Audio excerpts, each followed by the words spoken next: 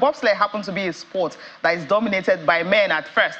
And talking of you having many women, you don't have so many women in that sport. But being an African, I mean, being a black woman, competing, the 100-year history of that sport, breaking that record. And before that, remember in 2018, the Winter Olympics, she was there with the likes of Sheung, and so many of them, about 3 of them were there in that championship in skeleton. And then this time around is bobsled that we are celebrating. So Simi, it's good to have you join us tonight. Thank you for having me, and happy Women's Day to you. Same to you. Thank you so much for honoring us today, being a part of this program. Now, let me just start off with it. What was it like? You know, I mean, you've made history. I mean, we can start reeling out the records today. I mean, we won't finish. I mean, you first Nigerian skeleton racer competed at the 2018 Winter Olympics.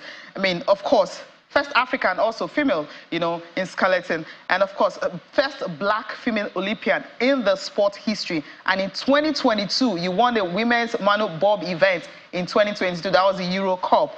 That was in Germany. And of course, becoming the first African athlete to win the international sled race. And not just that, now the bobsled world championship. That's the 100-year history record you just broke. I mean, how do you do it? Because I know you started with sprint and triple jump, and then you went to the winter sports. Tell us. Yes, no, it's been a journey. You know, when I think about my track and field career when I was a triple jumper, I never imagined that it would lead down this path of making history as a Winter Olympian and representing Nigeria on the world stage in a sport that, you know, there's not many of us in it. Hardly ever, you know, does this happen. And it took a whole century, 100 years, for an African athlete to compete in bobsleigh at the World Championships. So I'm so honored that I get to break these barriers, open these doors, and I think the future is bright for the continent of Africa, for the country of Nigeria. We have so many talented athletes, and so hopefully athletes see that winter sports is a possibility. And I'm just going to keep breaking down doors because my ultimate goal is to get to Milano Cortina 2026. And so there's still more to do, but so far it's been a great journey. I love that. I mean, why did you decide to just leave track and field totally and then focus on a winter sports? Well, when I left track and field, I thought I was done as an elite athlete. I went into the professional work world. I was doing marketing. My life was on a completely different path. But then in 2017, I heard about my bobsleigh teammates at the time, Adeagbo, who you mentioned, and 2 others who were on this path to make Olympic history. Because at the time, there had been no African representation at the Winter Olympics in bobsleigh. And so that got me very interested. And although I was a retired athlete, I was very passionate about the possibility of making history for Nigeria and the continent of Africa. And so ever since then, I've been just, you know, ready to make more history. I think for me, this has been a journey that's very rooted in purpose. There's a bigger purpose around this. Podiums are nice. I don't mind getting medals. But my golden moment is really about representation and competing with the best in the world and showing what Nigerians can do on the world stage in a sport like bobsled. So the moment was golden for me. I wore these spikes. It was awesome. And I got in the top 20 in my first world championship. So I just keep focusing on how I can represent Nigeria to the best of my ability. And that's what matters to me. That's interesting. I love that spikes. Austin, over to you. Austin is in London, so he's going to be having some questions for you, Simi. Yeah, I Simi, you know, Happy International Women's Day. It was in 2018, right after that historic feat in Pyeongchang. You came to Lagos. I was sitting with you in the studio. And I asked you one question, you know, because then, yes, you went to Pyeongchang, but everyone was talking about the bobsled team, you know, led by Adeagbo. There was Akwoma and Ngozi Owumere in the team. And I asked you, I said, everyone is not talking about you now. You said they will talk about you someday. And look at you, you know, walking the talk, and you spoke it into existence in 2018. What has kept you going?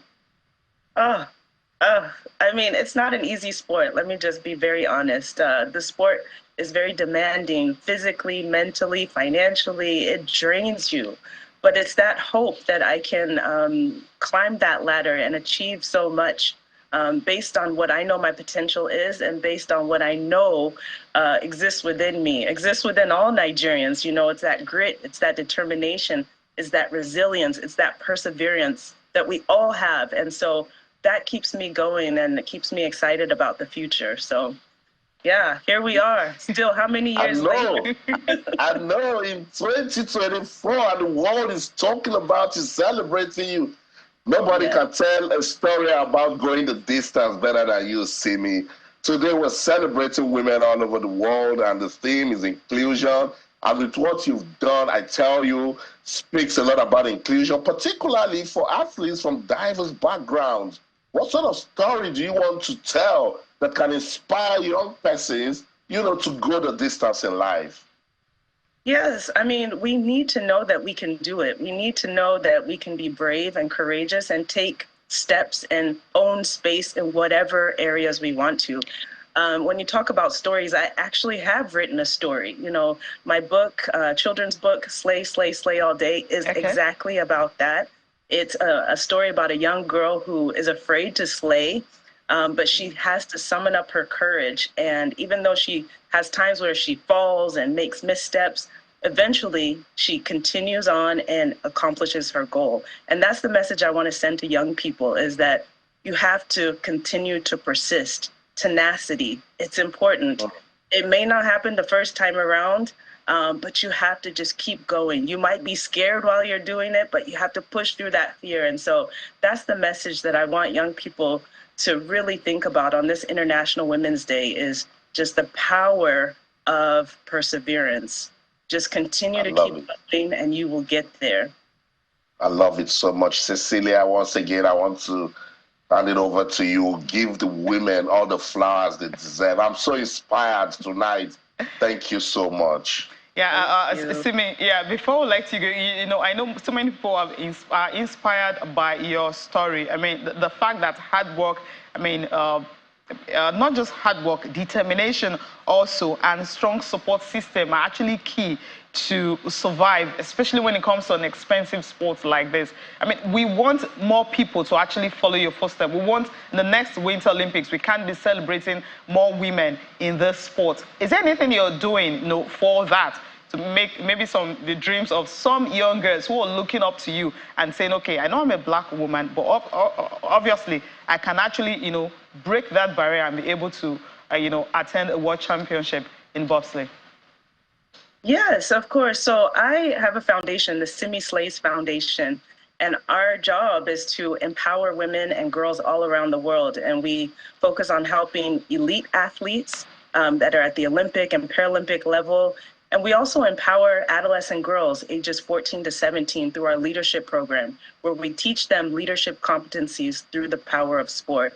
And so that foundation is doing a lot of work on ground. Just in November, I was in Nigeria. We did a program for 100 girls in a high school in Lagos. And so I'm spreading this message as far and wide as I can. Check out the Simi Slays Foundation, simislaysfoundation.org. You can find out more there. But every chance I get, I try to mentor, to bring people along. This is something that will take all of us, though. I'm one woman, but I cannot do this alone. I'm in my sled alone, but I want you to come on the ride. And I think it is important on International Women's Day to just have a call to action. I want corporate Nigeria to come along as well, because this is not easy. You see me on the ice track, it looks easy. I hope I make it look easy, but it's not. We need that investment in women's sports. We need that financial investment. No one can do this on their own, as you mentioned. I tried to build the best community that I can around me, but I still have 2 years to go to the next Olympics. So corporate Nigeria, I need your help. Where are you, corporate Nigeria? Come through, support me, support other female athletes. You mentioned at the top of the show, so many great women, soccer, basketball, track and field, representing Nigeria, giving it our all, wearing the colors of our flag and wearing them with pride. But we need your support to continue to do that at the high level in which we're doing it. Yeah, thank you so much, Simi. And I love how you rounded this up. And I hope they are listening also. You get the support that you need going into the Winter Games in 2026. Thank you so much for joining us on International Women's Day. Thank you. Thank you so much for having me.